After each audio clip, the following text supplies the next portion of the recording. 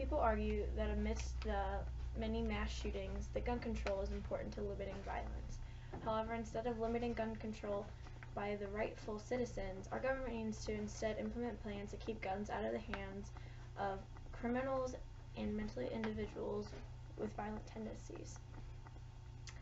The government should not take away gun rights from lawful citizens because the Second Amendment gives Americans the right to bear arms.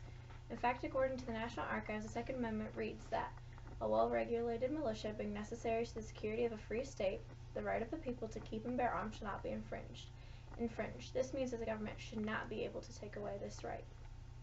Using guns is a major part of American life, whether through hunting, hobby, or even for protection.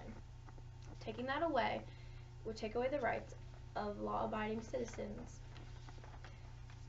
President Obama, in fact, in a recent release by the White House, entitling his modified gun control plan for the USA called "The Time Is Now," his first point of the file stated that most gun owners buy their guns legally and use them safely, whether for self-defense, hunting, or sport shooting.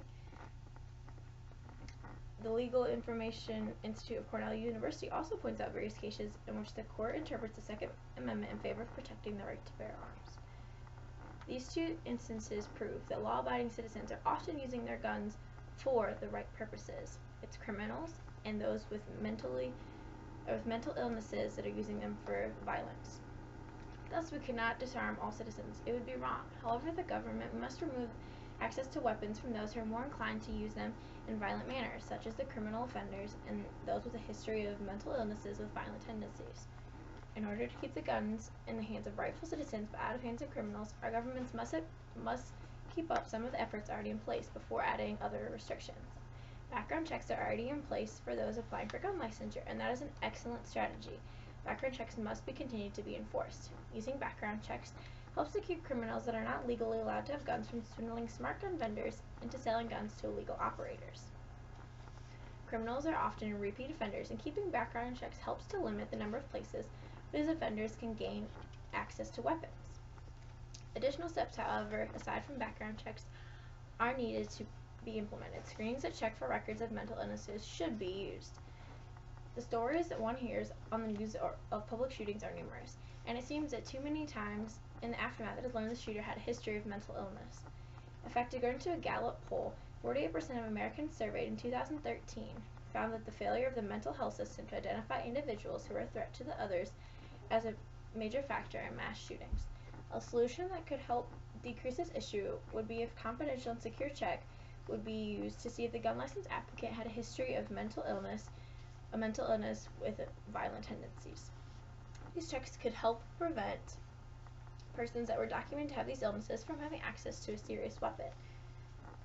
This could simply help save lives if the applicant had an illness that would be thought to lead to violence. Whether for protection or another source, it seems that people often seem to forget that the cause behind the violence is not the gun itself, but the person behind the weapon. A gun is just an object tilted to the hand of someone, and there it can be used as a weapon of ill intent or a weapon of protection. If stricter guidelines are put into place to keep criminals and those with a history of mental illnesses that have violent tendencies away from a legal route to a weapon, then the government is doing their job. While it's true that guns can lead to the deaths of people, people need to see it is not the gun behind the violence, it's the person behind the gun.